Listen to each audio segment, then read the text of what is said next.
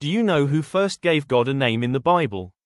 It was not a king, not a prophet, not even Abraham, right finger, it was Hagar, a servant, a rejected woman, alone in the wilderness.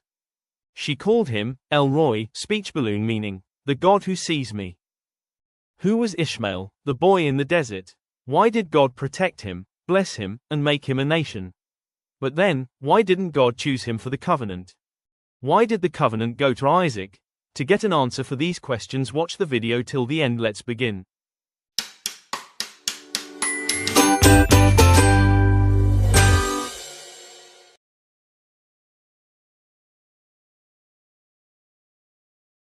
Long before her name would echo through history, Hagar was just a servant, an Egyptian girl, taken far from her homeland, living in the household of Abraham and Sarah. She didn't choose this life. She didn't choose this place. Every day, she served silently, watching, listening, but never heard. In a house filled with promises from God, she remained a shadow.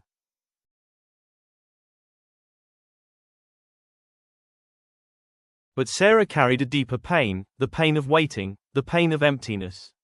Years passed, and no child came. And in her desperation, Sarah made a choice that would change Hagar's life forever. She gave Hagar to Abraham, not as a daughter, not as family, but as a means to an end.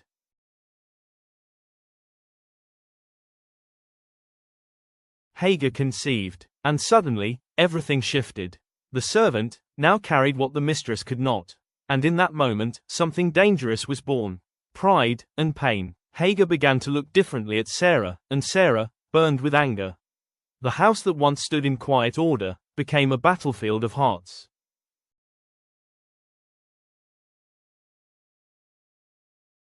The tension became too much. Words turned into wounds, and wounds turned into suffering. And so, Hagar ran, not toward something, but away from everything, into the wilderness, a place where survival is uncertain, and silence is overwhelming. And there, in the emptiness of the desert, God found her, not Abraham, not Sarah, but Hagar, a servant, a runaway, a forgotten woman. He called her by name.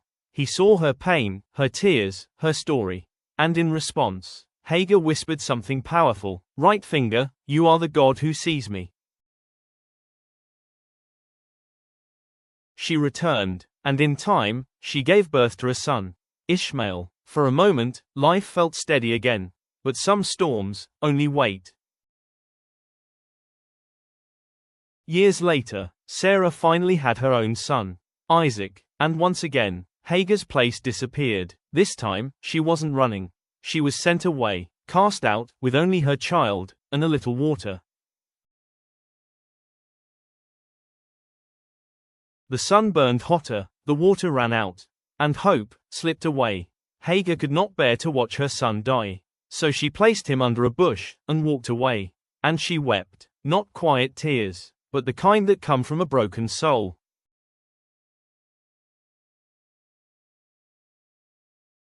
But heaven was not silent. God heard the cry of the boy. And once again, he came. He opened Hagar's eyes, and showed her life, in the middle of death.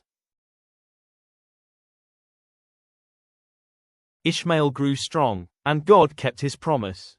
He became a great nation. And Hagar, the invisible servant, became the woman who proved you can be rejected by people and still be chosen by God.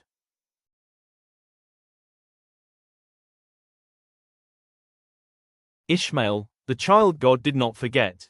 Ishmael was the son of Abraham and Hagar. He was not the covenant child. But God still heard him, protected him, blessed him. Right finger, God promised Ishmael would become a great nation. He would have 12 princes, leaders.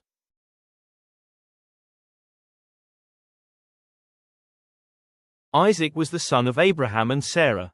He was the child God promised directly. Through Isaac came the covenant, special relationship with God, the lineage of Israel. Right finger, God said his covenant, main promise, would continue through Isaac. Thanks for watching. Stay blessed and don't forget to share this video with everyone.